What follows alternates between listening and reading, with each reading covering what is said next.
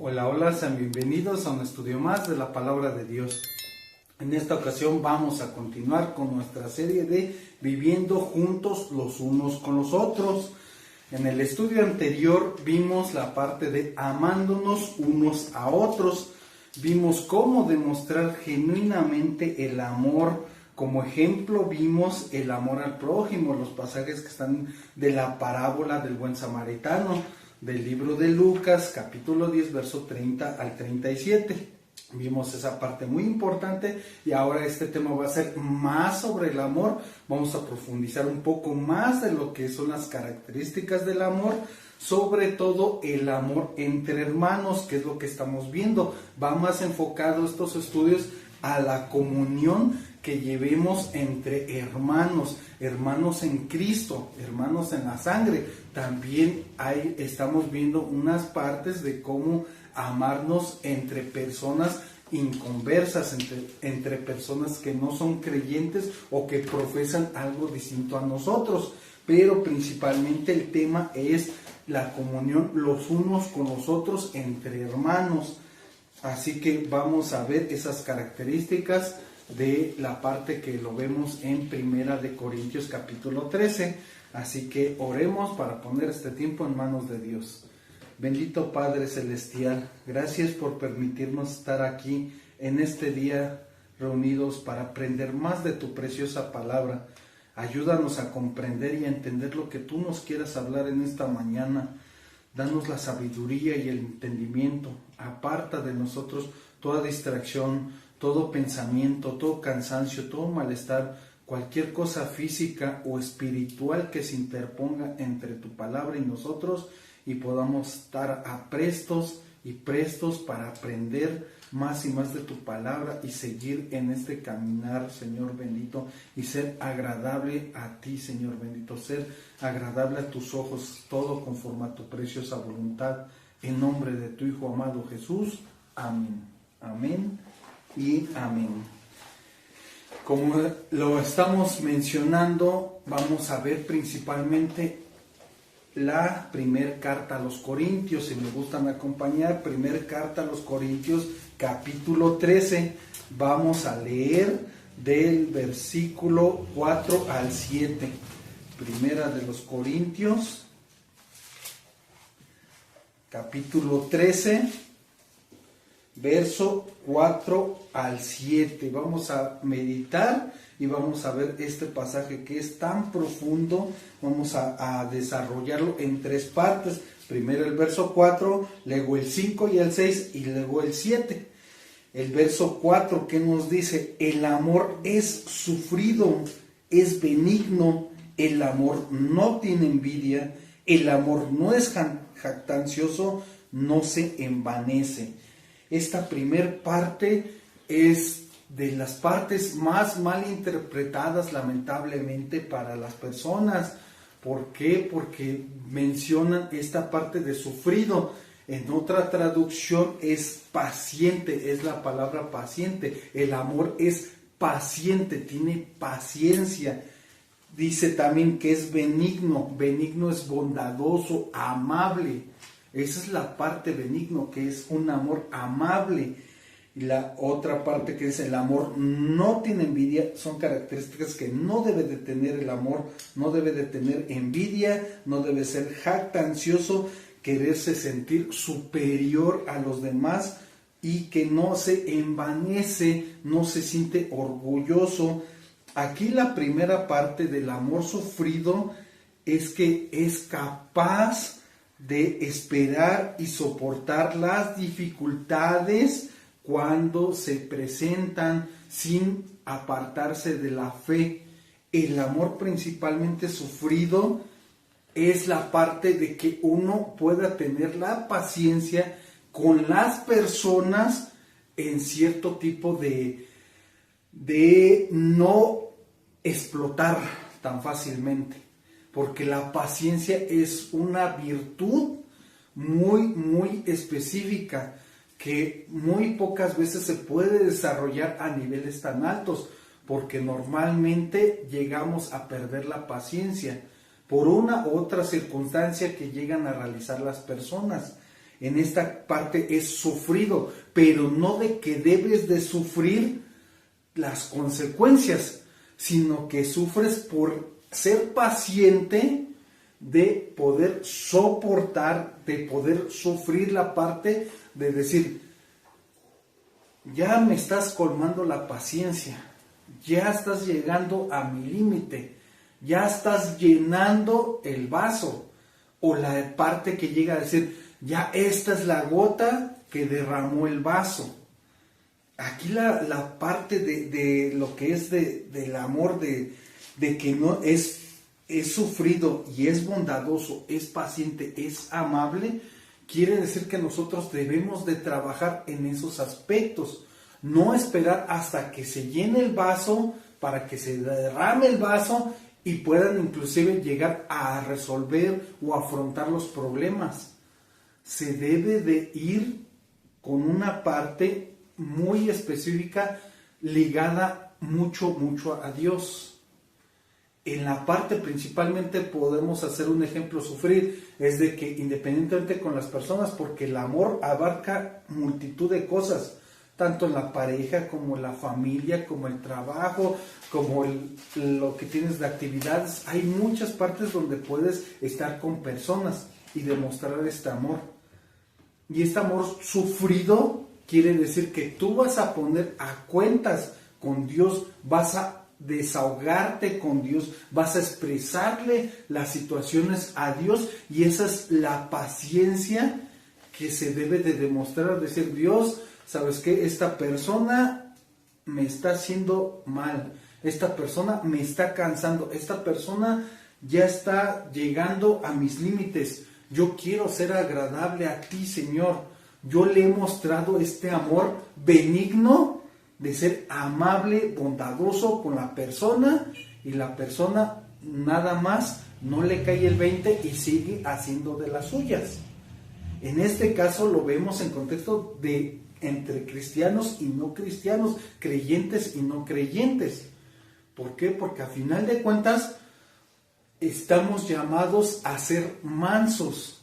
Quiere decir que hagamos las cosas conforme a la voluntad de Dios, conforme a lo agradable a Dios. Pero ojo, esto no quiere decir que debemos de permitir que nos hagan lo que se les dé la gana a las personas. No es un permiso de que lo malinterpretan, de que, ay, he sufrido, pues debes de aguantarte. O como buen cristiano debes de aguantarte todo lo que yo te hago y no debes de quejarte, porque entonces no tienes misericordia, no tienes amor. ¿Por qué? Porque quieres hacer algo en contra de mí. Inclusive en la parte de las leyes, cuando alguien llega a agredir, de que se tenga que ver la intervención de las leyes, uno como cristiano puede acudir a las autoridades para que tomen cartas en el asunto. Y eso no quiere decir que el cristiano no tenga amor, ni tenga misericordia, ni sea benigno. ¿Por qué? Porque está aplicando la justicia. La justicia ante todo es lo que debe de prevalecer. Por eso este verso es de los más malinterpretados, porque lo toman como que, como cristianos deben de aguantar todo, deben de soportar todo, no deben de, entre comillas, acusar ante las autoridades, y deben de esperar casi como la frase que dice, que Dios te lo pague. Así como, no, pues tú crees en Dios, pues que Dios te resuelva los problemas, no debes de acusar, no debes de hacer tal o tal situación. Esto implica un amplio panorama, un amplio abanico que se puede desarrollar en muchísimos estudios.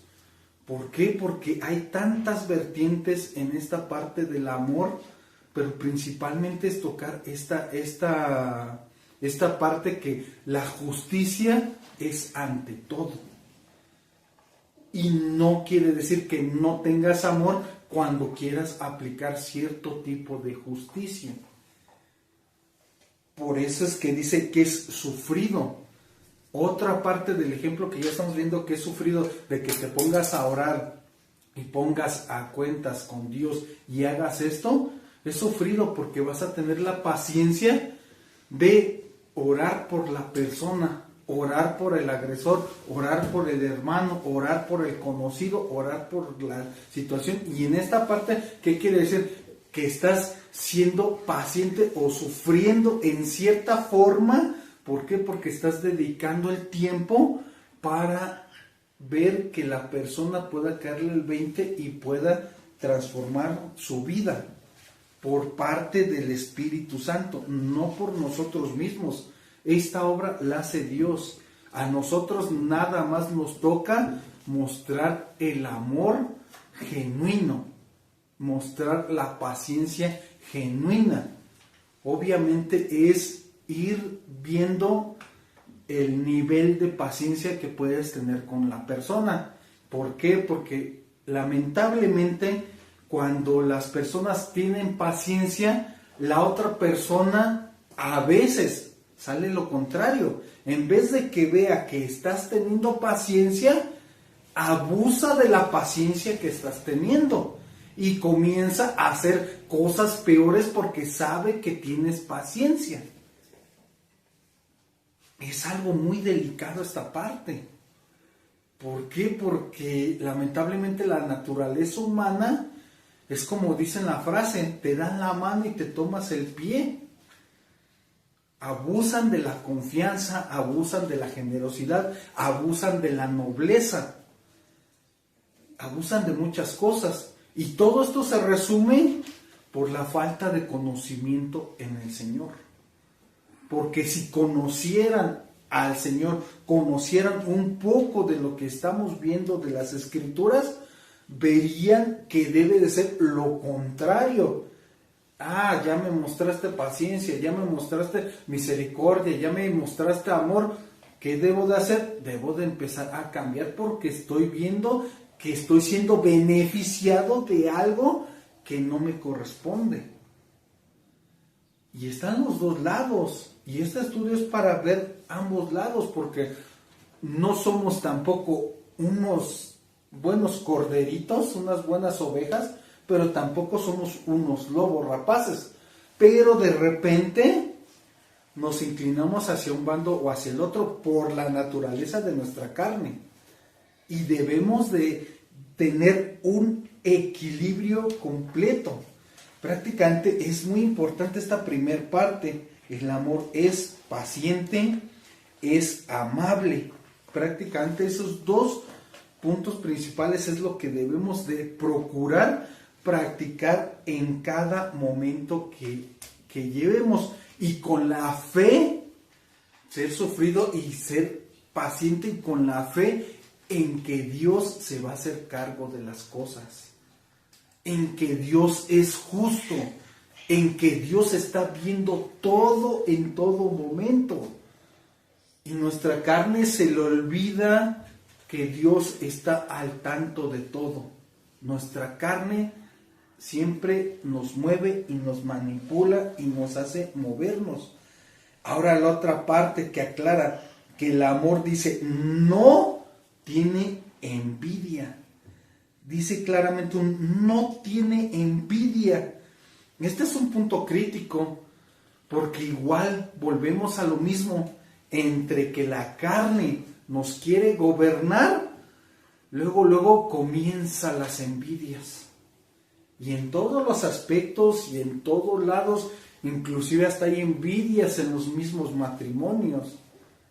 En los mismos matrimonios, si alguien empieza a prosperar o le empieza a ir bien o empieza a tener cierto tipo de beneficios o control, empiezan a pelear porque tú sí, porque yo no, y esto, lo otro, y hasta inclusive entre matrimonios que deberían de festejar, qué bueno que te está yendo bien, pues que te vaya mejor. Pero al contrario, hasta hay envidia. Cuanto más con las demás personas. Cuanto más con los desconocidos, con los vecinos, con lo que vemos afuera, se generan las envidias.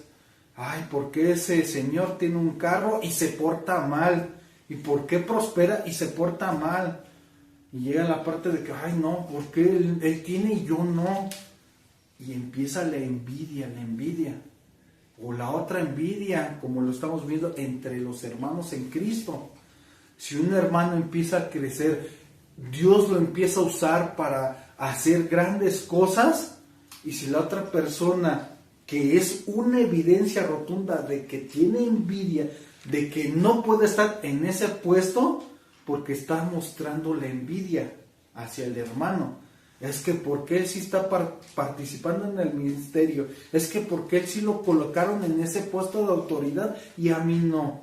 O de que tiene tantos años y pusieron a otro que lleva poco tiempo y ya lo pusieron. Y empieza la contienda. O empiezan a criticar de que no, es que está haciendo malas cosas, pero se va por envidia. Por envidia. ¿Por qué? Porque el Señor es soberano y Él puede colocar a cada quien donde Él quiera. Y cuanto más, en vez de estar diciendo, ¿por qué pusieron a ese hermano en tal posición? Es al revés, es mostrar lo que sí es el amor. Empezar a ser bondadoso, amable, benigno, decir, gloria a Dios, que Dios le ayude a esa persona para que crezca más, para que pueda hacer una gran obra, no para los hombres, sino para el Señor. Porque la obra es para el Señor, y es lo que muchos se olvidan de las cosas. Y muchos pelean con envidia porque no se dan cuenta que no es para ser vistos, sino es para la gloria de Dios.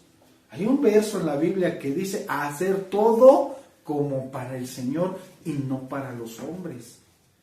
Y ese verso es muy importante, que se pudiera creer verdaderamente que todo lo que estamos haciendo es para el Señor. Y de ahí entonces, si alguien tiene envidia, quiere decir que no conoce el amor, que no sabe lo que está diciendo Dios, o que ha alimentado más la carne que la comunión con el Espíritu, que el alimento del Espíritu. Por eso se inclina la envidia, porque está la carne más fuerte que el Espíritu. Yo no digo que cuando estemos en Cristo ya no vamos a tener ese sentimiento. Claro que lo vamos a tener, porque está en la naturaleza de esta carne, de este cuerpo contaminado. Y la clave está en la comunión con Dios. Cuando tienes la comunión con Dios y llega esa sensación de envidia hacia los hermanos, hacia los conocidos, así, a ver, detente, ahí está el dardo, ojo, eso no es agradable a Dios, no debo demostrar la envidia, no debe de florecer la envidia, debo de cortarla y sacarla de tajo, porque cada quien sabe lo que tiene, cada quien sabe cómo obtiene los recursos.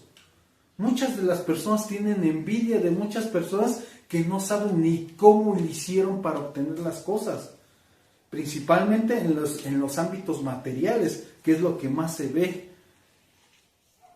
Ay, es que esa persona tiene un carro y ya hizo esto, ya hizo aquello, pero no sabes cómo lo obtuvo, no sabes si estuvo administrando bien sus finanzas, si se sacrificó y buscó más trabajo, otra fuente de ingreso, le echó ganas, no desperdició el dinero en cosas indebidas, en alcohol, en fiestas, todo, lo fue guardando y pudo comprarse su carro. Y ya lo hizo. Porque obviamente a lo mejor no lo está publicando. Ay, estoy ahorrando para comprarme un carro. Y sin en cambio lo tienen. Y uno no sabe si lo obtienen de manera lícita o ilícita. Pero ahí va, ay, la envidia, ay, es que porque él, y porque aquello, y porque aquello. Y en todos los aspectos. Y este es un punto muy, muy crítico, la envidia. Y va pegada con lo siguiente que estamos viendo, que dice que no tiene envidia, el amor no es jactancioso y no se envanece. Esas dos palabras están muy, muy pegadas. El ser jactancioso es que se vanagloria de sus logros o de sus posesiones. Llega a sentirse, es que yo tengo esto, y casi yo soy mejor que las demás personas, porque ya tengo una casa, porque ya tengo un carro, porque ya viajé, que son de los principales ámbitos económicos visuales que se ven, de que se empiezan a jactar, es que yo lo hice. Y dice que el amor no es eso. dice también que no se envanece, y el jactancioso y el envanece van muy pegados, porque el jactancioso es jactarse de lo que posee, y el que se envanece es que se cree superior a los demás. Y ojo con esa parte. ¿Por qué? Porque no se dan cuenta que Dios en su soberanía les permitió poder administrar más recursos. No es que sean mejores personas ni peores personas. Todos tenemos un valor igual ante Dios. Todos valemos ante Dios. Y Dios hemos de ver que Él dio su vida y su sangre por amor a todas las personas, buenos y malos, grandes y chicos, ricos y pobres, por todo el mundo. Y esas personas que comienzan a jactarse y a envanecerse, no conocen lo que es el amor. ¿Por qué? Porque creen que obviamente sí, su esfuerzo lo hicieron, le echaron ganas y se esforzaron. El problema no es que tengan las cosas, no es que tengan los recursos, no es que tengan los viajes, ese no es el problema. El problema es cuando ya empieza la jactancia, el envanecimiento, la soberbia. Es ahí donde está el problema, no en lo que tiene, porque los bienes materiales no es el problema es la motivación y la acción que hacen las personas. Cuando empiezan a sentirse superiores y por ende, sin querer o queriendo, humillan a las demás personas, porque no tienen lo que ellos tienen, lo que permitieron administrarlo. Y esa es una parte muy delicada en cuanto al amor, de lo que es y lo que no es. La otra parte, bueno, para concluir este pedazo, es técnicamente reflexionar lo que sí es el amor, lo que no es el amor, lo que no se debe de hacer. Y incluye muchos aspectos. Cada uno de nosotros puede venirse varios escenarios en nuestra mente, varias cosas, varias vivencias. ¿Por qué? Porque cada uno de nosotros tiene su propia vivencia. Lo que cada uno vive no es igual a lo que otra persona viva. Cada quien debe de ver, tengo esta parte, he desarrollado esto, estoy mal en esto, estoy mal en lo otro. Hay mucha diversidad en este pasaje, bastante diversidad. El verso 5, ¿qué dice? No hace, nuevamente vuelvo a decir un no, el amor no hace nada indebido, no busca lo suyo, no se irrita, no guarda rencor, no se goza de la injusticia, mas se goza de la verdad. Aquí es otra parte, igual también lo mismo, se puede desarrollar en distintos ámbitos este verso. Si nos colocamos a poner muchos ejemplos, no terminamos, porque es aplicativo para muchas áreas de nuestra vida, para en muchos casos, en muchos lugares, es aplicativo esto. Por ejemplo, lo más común esto del amor, cuando se tiene un trabajo. ¿Por qué? Porque aquí dice, no hace nada indebido, no busca lo suyo. ¿Qué quiere decir? Ejemplo, que están dos personas trabajando, y obviamente siempre en los trabajos hay la parte de que uno le aconseja al otro, vamos a hacer esto para obtener más recursos. Vamos a jalar esto, es que no está dentro del inventario, es que no está dentro de acá, podemos venderlo más caro, podemos hacer ciertas cosas. Y se empiezan a mal aconsejar unos a otros. Y por eso se dice, el amor no hace nada indebido. Inclusive puede decir, bueno, pues es que no le estoy haciendo mal al que le están diciendo que haga una tranza, por así decirlo. ¿Por qué? Porque si no, no vamos a avanzar, porque si no, no vamos a tener más recursos. Pero, ¿qué dice? ¿El amor qué? El amor al privilegio que tiene de poder tener un trabajo. El amor hacia Dios que le permite tener un lugar para recibir ingresos para el sustento de su casa. Por eso se va más amplio este panorama. No es nada más, no hago nada malo, me porto bien. No, o sea, va más profundo. Dice, no hace nada indebido, algo que no sea correcto ante los ojos de Dios. Cualquier cosa que se haga, que no sea agradable a los ojos de Dios, todo eso es indebido. Porque no podemos poner una lista, es que no hagas esto, no hagas esto, no hagas esto, no. Va a ser una lista interminable. Por eso se resume en eso, nada indebido. Y que dice, no busca lo suyo, que quiere decir, si me conviene, si lo hago. Porque si le empiezas a decir, vamos a hacer esta tranza, pues sí, si hacemos esto, pues sí me conviene, porque ya voy a tener más dinero para hacer esto, para gastar, etc. Y empiezan a hacer cosas indebidas o buscar su beneficio propio. Y ahí igualmente, si el otro le está diciendo un mal consejo o aparentemente lo disfraza de buen consejo, y no necesariamente por amor, es que te voy a ayudar a hacer esto, no necesariamente a hacer eso, porque en la mente ya está, me conviene hacer eso porque voy a sacar mi tajada, voy a sacar mi rebanada de pastel, entonces estoy buscando lo mío, mi propio beneficio. O por ejemplo, cuando lo que estamos viendo en los anteriores estudios, ¿para qué se va a ir a servir a Dios? ¿Para qué se va a ir a los hospitales? ¿Para qué se va a ir a predicar? ¿O para qué van a darle de comer a las personas? Lo mismo, busco lo suyo. Es que van a hacer un video y van a grabar. Entonces sí voy. Porque van a grabar y voy a parecer que sí estoy sirviendo allí. Estoy buscando lo mío nada más. ¿Por qué? Porque quiero ser visto y aplaudido por las personas. Sin importarme que esto va mucho más allá, porque es un servicio a Dios.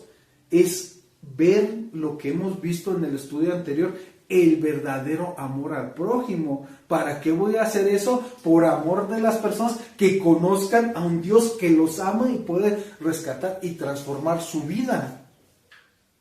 Y todo va enlazado de tal forma que esto es para meditar toda la semana y todo el tiempo. ¿Cómo podemos practicar el amor? Que dice, no se irrita, no guarda rencor.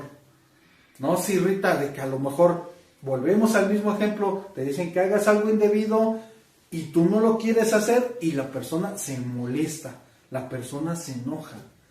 Cuando a las personas no les sale lo que quieren hacer o quieren hacer una tranza y no les sale o alguien se les opone, ¿qué pasa? Se terminan enojando.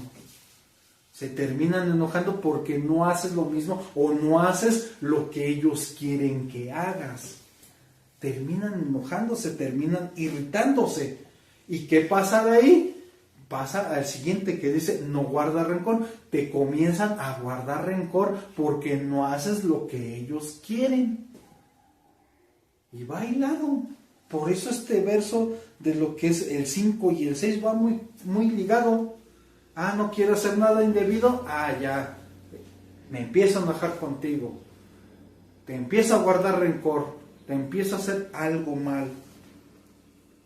Y es esa parte, principalmente, cómo reaccionan las personas y nos podemos dar cuenta claramente cómo se practica el amor, tanto para las personas que vemos como para nosotros mismos.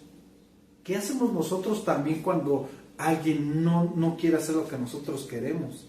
Si nos enojamos, si nos irritamos o si ya les guardamos rencor y no quiero ni verlo porque no quiso hacer lo que yo quise. No quiero ni acercarme a la persona. El verso 6 que dice, no se goza de la injusticia, mas se goza de la verdad. Igual lo mismo en el ámbito laboral. Ahorita es porque lo siento que es un poco más común para distintas personas. ¿Por qué? Porque en el ámbito laboral, ¿qué dice claramente? No se goza de la injusticia. ¿Qué pasaría si llega un evento y a una persona injustamente la despiden o le hacen algo o alguien metió un chisme para que corrieran a esa persona? Es que está bien, hay que decir eso para que lo corran porque ya nos cae bien gordo y posiblemente pueden ser, ya no aguantamos al aleluyo. Ya queremos que se vaya, ya hay que ponerle una trampa porque ya no lo aguantamos, porque todo el tiempo todo es Dios. Y comienzan a poner trampas, a hacer injusticia, y que dice claramente, no se goza de la injusticia. ¿Por qué? Porque cuando hay algo injusto y las personas que están en ese ámbito, ¡ay, qué bueno que lo van a sacar! ¡Qué bueno que lo van a mover! Porque nos caía bien gordo, ya no lo soportábamos. Se empiezan a gozar, ¡ay, qué bueno que les... o qué bueno que lo regañaron para que se le quite! Y qué bueno que lo regañaron. Y comienzan muchas cosas. Y que dice, más se goza de la verdad.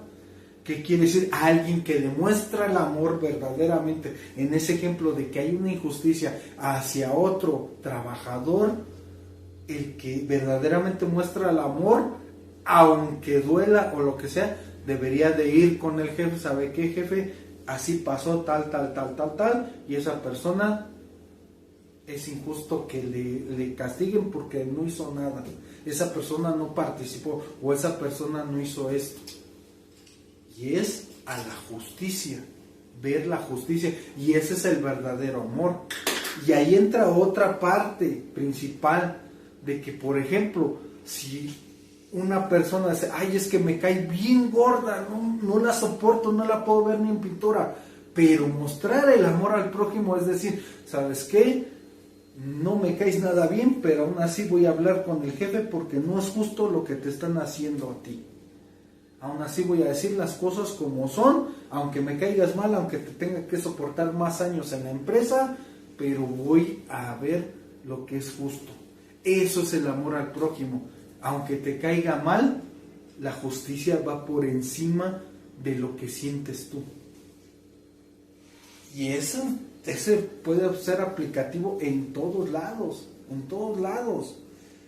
Verso 7, el otro que se malinterpreta mucho, que es similar al 4, que dice, todo lo sufre, todo lo cree, todo lo espera y todo lo soporta.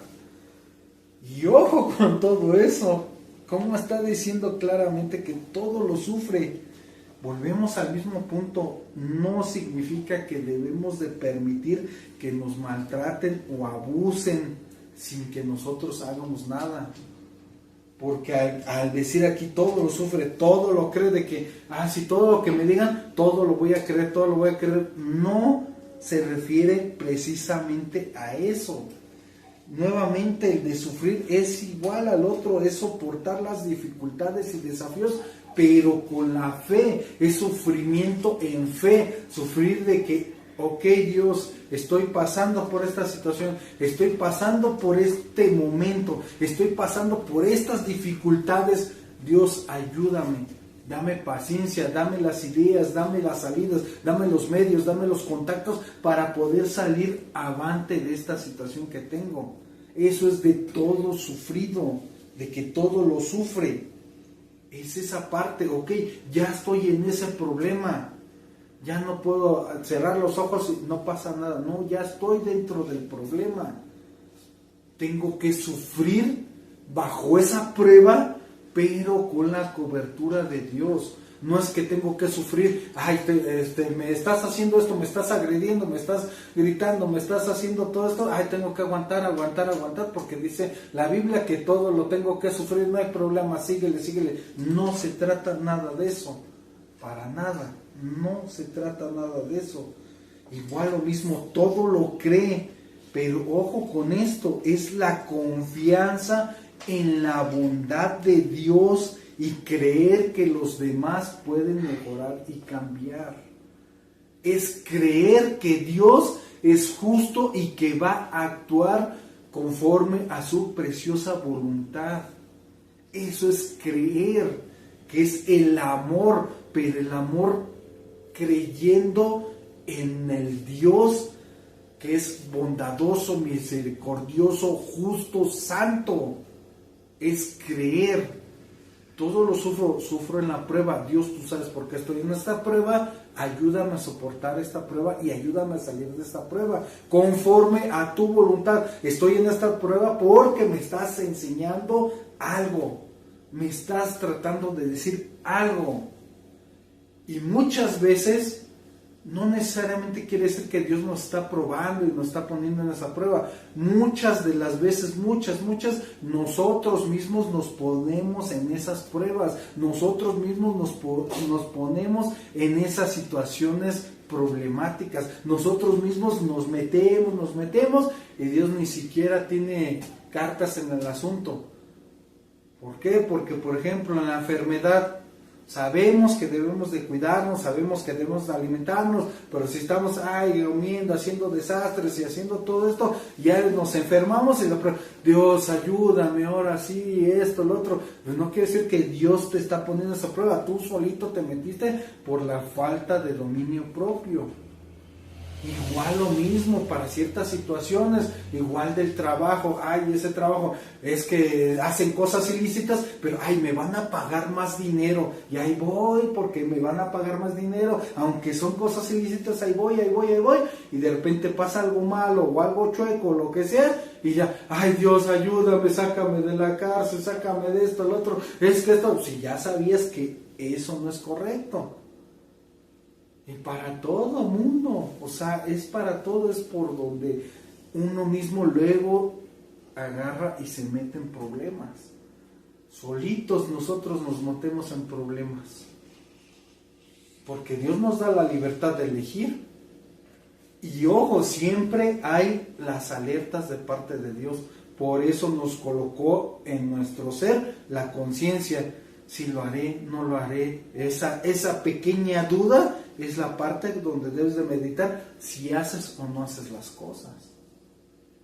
Por eso quiere decir que todo lo sufre, todo lo cree.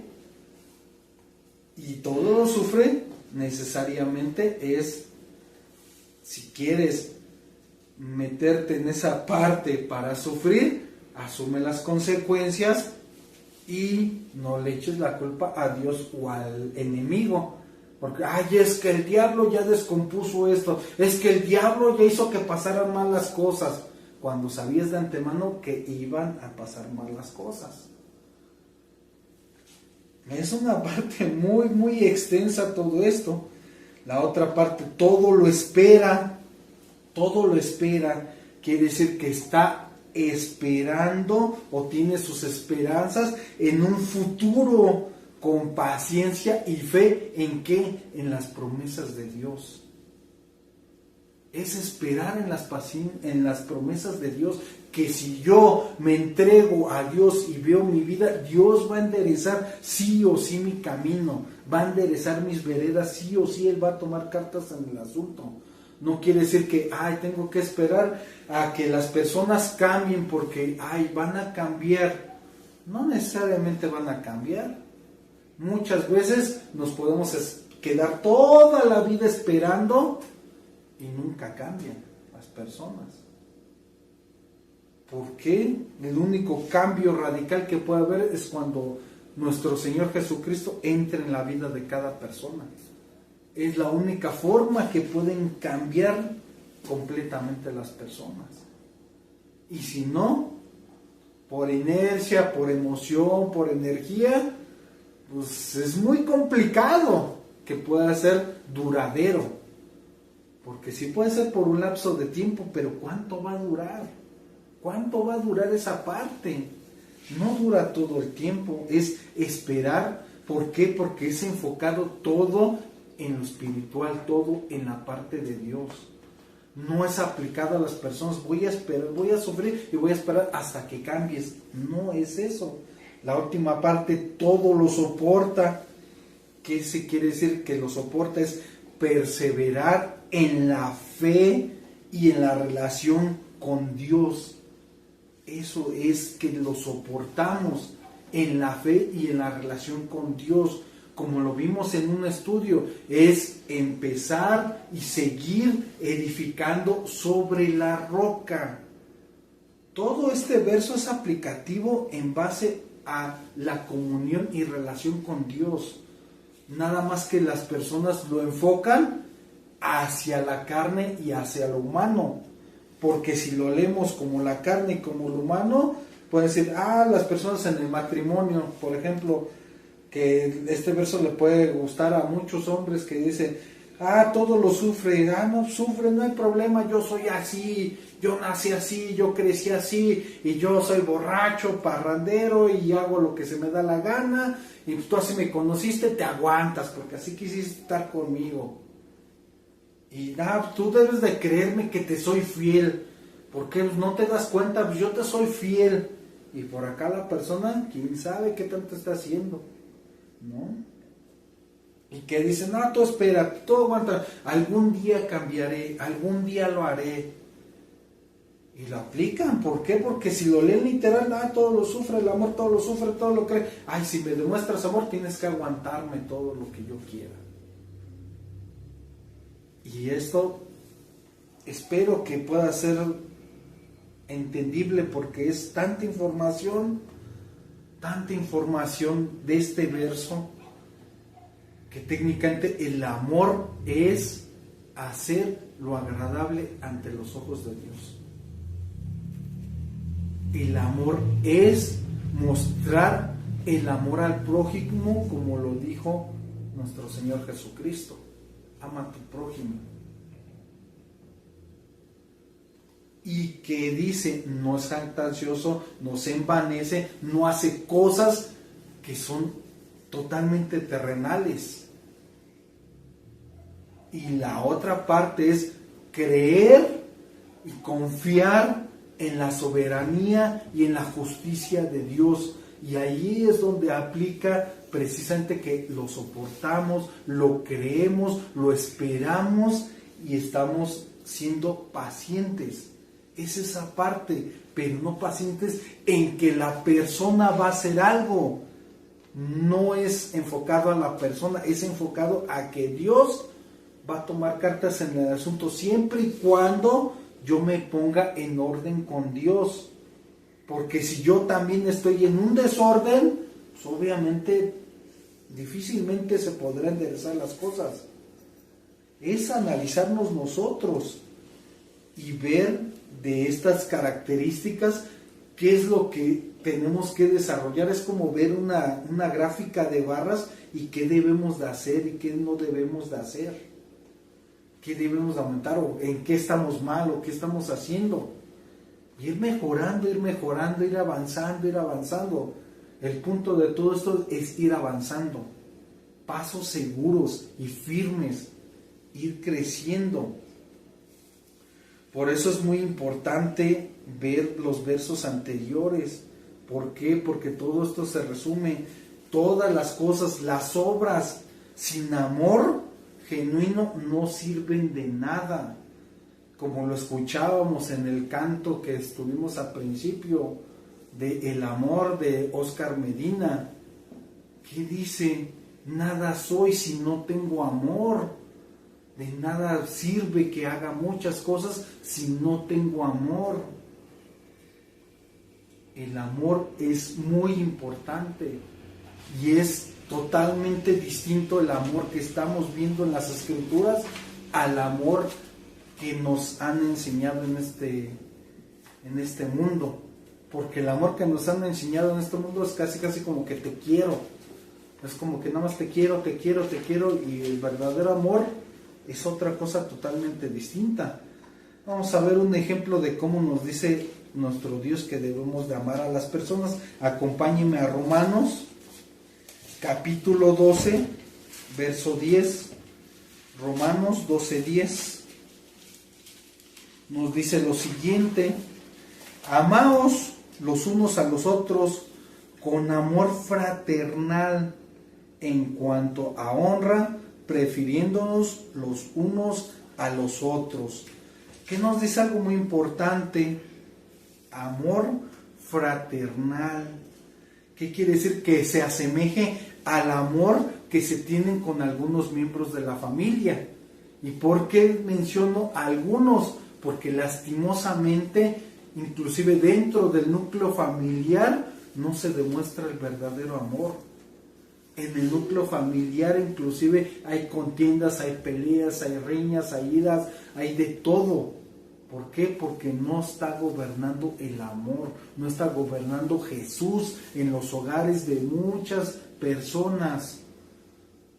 Por eso digo que debería de ser, pero este amor que nos los muestra es un amor fraternal, como verdaderamente decir, sí, mi hermano, ¿en qué te puedo apoyar? ¿En qué te puedo ayudar? ¿En qué te puedo servir? Vamos a ver cómo podemos solucionar o resolver esto en la medida de lo posible.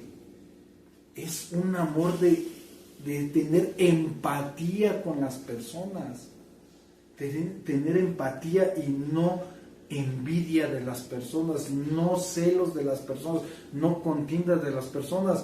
Cuando se comienza a entender la esencia de Dios, verdaderamente eso de la envidia, los celos empiezan a disminuir y empiezan a desvanecerse, porque ya no estamos dando cuenta que importa más la relación y la comunión con Dios. Acompáñenme a ver otro verso en Gálatas capítulo 5, verso 14 al 16. Gálatas capítulo 5, verso 14 al 16, nos dice lo siguiente: porque toda la ley en esta sola palabra se cumple. Escuchen cómo dice, toda la ley. Ahí está diciendo toda la ley, en esta sola palabra se cumple. Dice, amarás a tu prójimo como a ti mismo. Vean esta parte bien importante, como dice que amemos al prójimo, y a pesar de que nos manda a amar al prójimo, vamos a ver qué es lo que algunos hacen. Vamos a ver el verso 15, dice, pero si os mordéis y os coméis unos a otros, mirad que también no os consumáis unos a otros. Vean esa palabra clave, por si no sabías, si la Biblia decía que no debes de estar murmurando o comiéndote a las personas, aquí lo dice claramente, pero si os mordéis y os coméis unos a otros. Llega a ser como la frase tradicional, o lo que llegan a decir, es que no comemos carne en vigilia y no comemos esto porque nos dice la religión tradicional que no comamos carne porque nos va a pasar tal y tal cosa. Pero ¿qué pasa? En el transcurso de los 365 días del año, las personas aquí dicen claramente que nos mordemos y nos comemos unos a otros y que nos consumimos. ¿Qué quiere decir? Estar hablando de las personas, estar diciendo de las personas, estar haciendo chismes, estar haciendo murmuraciones. Eso es comer unos a otros. No para exhortar ni para edificar, sino aparentemente le hacen una embarrada de que para que mejore, pero es más para hacerlo más grande el relajo, más grande el chisme y para que esté en boca de todos la persona. Y lamentablemente así están, se están comiendo unos a otros. ¿Y qué nos dice la palabra de Dios? Que amemos al prójimo y que no nos muerdamos, no nos comamos, no critiquemos, no estemos haciendo todo ese tipo de cosas. Independientemente si la persona lo haga o no lo haga, sea correcto o incorrecto, a nosotros no nos toca esa parte. A nosotros no nos toca el juzgar a las personas. Dios es el que se va a encargar de eso. Nosotros no tenemos que entrar en la parte de ámbito de ser jueces para estar compartiendo, murmurando y comiéndonos unos a otros. Claramente aquí lo dice. ¿Y cómo podemos vencer ese deseo? Porque es un deseo de estar murmurando. ¿Cómo lo podemos vencer ese deseo? Verso 16 dice, digo pues, andad en el Espíritu y no satisfagáis los deseos de la carne. Vean cómo claramente es un deseo de la carne estar hablando de las demás personas, estar teniendo un tema de conversación para distraerse. ¿Por qué creen que son tan populares aquellos canales, aquellos TikToks que están hablando y diciendo de cosas, de los errores de las personas, de que están haciendo las cosas, señalando las cosas, y los mensajes amarillistas que están señalando y señalando y señalando, y empiezan a ser muy populares esos videos? ¿Por qué? Porque, es que vamos a ver y qué hizo y qué no hizo, y ahora qué se equivocó, y ahora qué no está... ¿Por qué da mucho auge? Porque los deseos de la carne es estarse comiendo unos a otros. Acompáñenme a ver otro verso. Por eso lo vimos en un estudio de cómo andar en el Espíritu. Acompáñenme a la primera carta de Pedro, capítulo 4, verso 8. Primer carta de Pedro, capítulo 4, verso 8, que dice: y ante todo tened entre vosotros ferviente amor, porque el amor cubrirá multitud de pecados. Vean cómo está diciendo ferviente amor. No te está diciendo nada más ten amor al prójimo, te está diciendo ten un ferviente amor. Y aquí estamos hablando mucho más un amor entre los hermanos, porque ya son y pasan a ser hijos de Dios. Todos pasamos a ser hijos de Dios cuando recibimos en espíritu y en verdad a nuestro Señor Jesucristo aquí. Y obviamente es ferviente amor con los hermanos. Obviamente tenemos un mismo Padre y es tratar de tener amor en vez de destruirlo, tratar de edificarlo para que subamos con Dios y seamos agradables a Dios. Y obviamente si la persona no quiere, si la persona hace lo que se le dé la gana, hace su voluntad, nuevamente lo mismo, no somos jueces. Dios es el que se va a encargar de la persona. Si está haciendo bien o mal, si está ocultando cosas, si está haciendo algo indebido, si aparentemente muestra amor, muestra piedad, muestra todo, pero está haciendo algo en oculto, no se puede ocultar de Dios. Dios no puede ser burlado. Y esa parte le corresponde a Dios. Nosotros debemos de cumplir con tratar y hacer lo posible de ser agradables y amar a las personas. ¿Y qué dice? Que cubrirá multitud de pecados. ¿Por qué? Porque nuestro Dios nos amó y dio su vida por nosotros, que siendo un pecadores, Cristo murió por nosotros. Y nosotros debemos demostrar también esa empatía y ese amor. Y cubrirá multitud de pecados. ¿Por qué? Porque seguimos pecando día con los pensamientos, con las acciones, con las palabras, con lo que llegamos a hacer. Pero ¿qué pasa? También nosotros debemos demostrar ese amor y automáticamente Dios es justo y Él va a ver nuestros errores, Él nos perdona de nuestros pecados, nos ayuda a seguir adelante y nos hace salir y cubre multitud de pecados. Nos cubre, es como una, para que se entienda, es como si fuera una tipo compensación, no de que, ya hice algo bueno, me voy a portar mal. No, porque ya lo estás haciendo con alevosía y ventaja. Tu amor que muestres tiene que ser un amor genuino. Y resumiendo todo esto, es el amor verdadero, no depende del comportamiento del otro. Más bien es amar a otros aún con sus fallas. Cristo dio su vida por buenos y malos. Su sacrificio nos dio un ejemplo de cómo amar, entregándonos en servicio unos a otros. Ya nuestro Dios nos dio el ejemplo de cómo hacer las cosas. Y podemos recordar el ejemplo de Pedro, que aunque Pedro lo negó a su Señor, a Jesús lo negó 3 veces, estando con Él, comiendo con Él, estando con Él todo el tiempo, y lo negó. Y aún así vemos en Juan capítulo 21 del verso 15 al 16, como nuestro Señor Jesucristo le pregunta que si lo ama. Y nuevamente le vuelve a preguntar y nuevamente le vuelve a preguntar. ¿Y qué dice? Apacienta mis corderos, apacienta mi grey. Ok, ya la regaste, ya hiciste esto, pero por amor te perdono y sigue adelante. Como lo recordamos, como la mujer que le iban a apedrear, que le dice, ni yo te condeno, ve y no peques más. Es un punto de partida, de que avancemos y sigamos adelante, de que Dios nos da la oportunidad de avanzar y de hacer mejores cosas.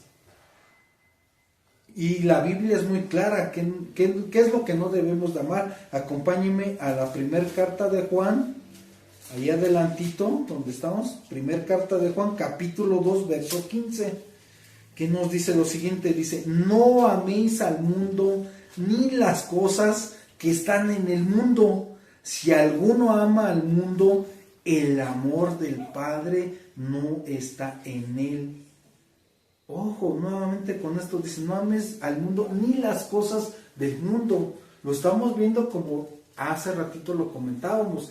El problema no es lo material, el problema no son las riquezas, el problema no son las posesiones. Ese no es el problema. No es el problema ese.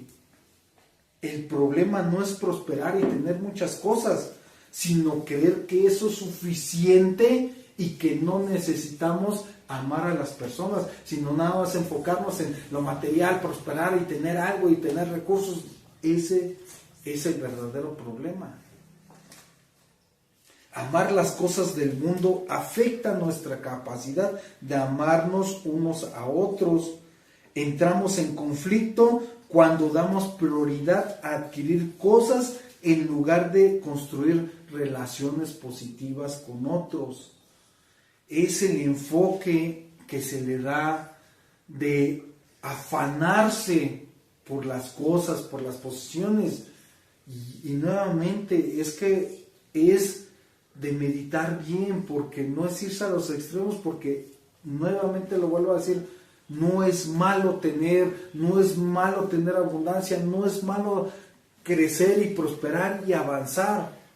Pero aquí estamos viendo que hay algo más importante para Dios, que es demostrar el amor hacia otras personas, que es demostrar que estamos siendo agradables a Dios, que estamos amándonos como Él nos está diciendo.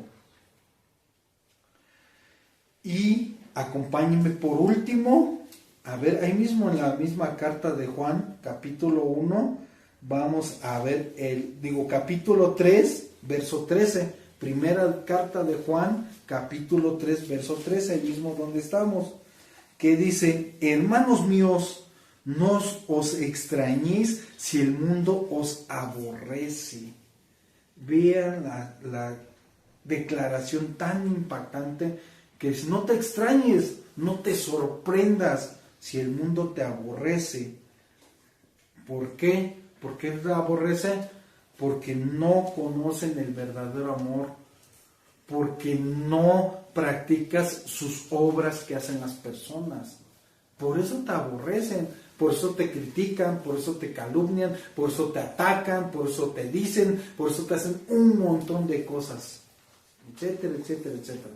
¿Por qué? Porque eres diferente a los demás. Y aquí la Biblia nos dice claramente que no te sorprendas, pero ¿qué pasa? Aunque los que no crean, los que sean de otro pensamiento, de otra ideología, nos odien, nosotros debemos de amarles, mostrar esa parte que nos corresponde, de orar por ellos inclusive, y de dar testimonio a ellos como hizo nuestro Señor Jesucristo. Nosotros debemos de hacer nuestra parte. Ya las demás personas que hagan lo que quieran. Por eso nos volvemos a regresar al verso de Corintios. ¿Qué debemos de hacer nosotros?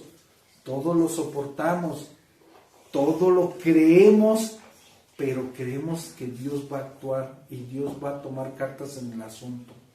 En esa debe estar puesta nuestra fe, nuestra confianza, nuestra esperanza en Dios, no en las personas. Las personas pueden hacer muchas cosas, tanto para bien como para mal. Nos pueden hacer mucho daño o nos pueden hacer muchas promesas, que puede ser como los políticos. Se oyen muy bonito cuando empiezan sus campañas y quieren hacer todo y visitan todo y todo, pero lastimosamente siempre pasa, cuando las personas obtienen lo que quieren, se olvidan de las promesas, se olvidan de lo que dijeron, se olvidan de lo que pactaron. ¿Por qué? Porque ya obtuvieron lo que querían y se desentienden y se olvidan.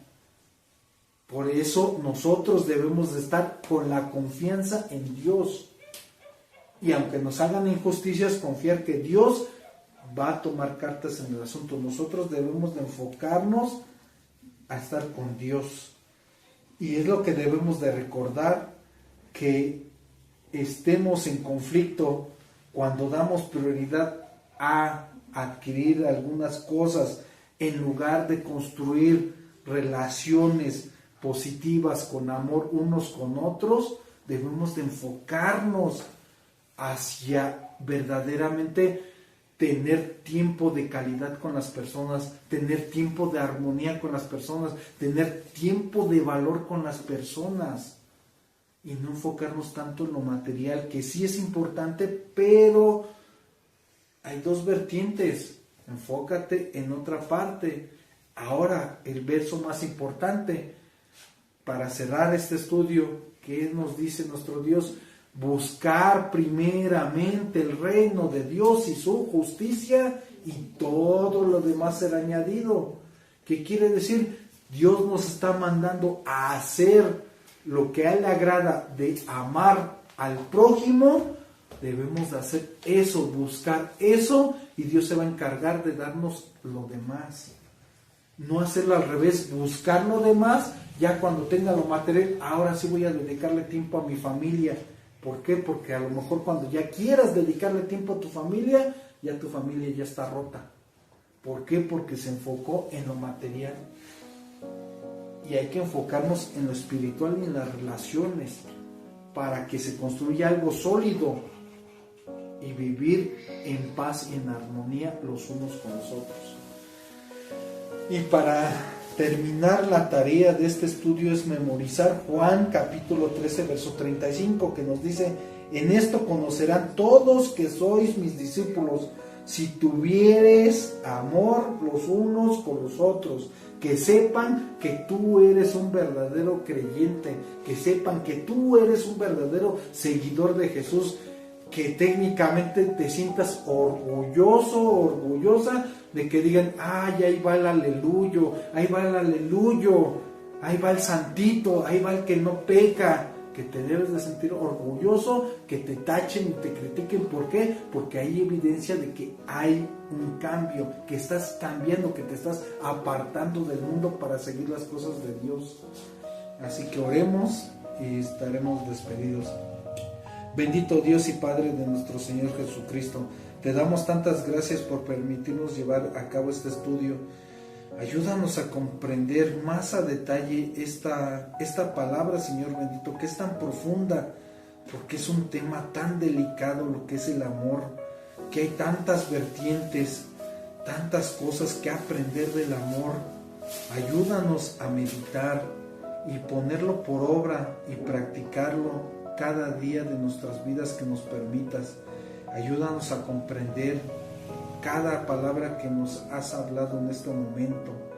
Ayúdanos a profundizar y ayúdanos a entender lo que realmente tú quieres, lo que realmente tú deseas, lo que realmente es agradable a tus ojos, para que nosotros podamos dar buen testimonio, Señor bendito, y podamos ser agradables a ti, todo conforme a tu preciosa voluntad.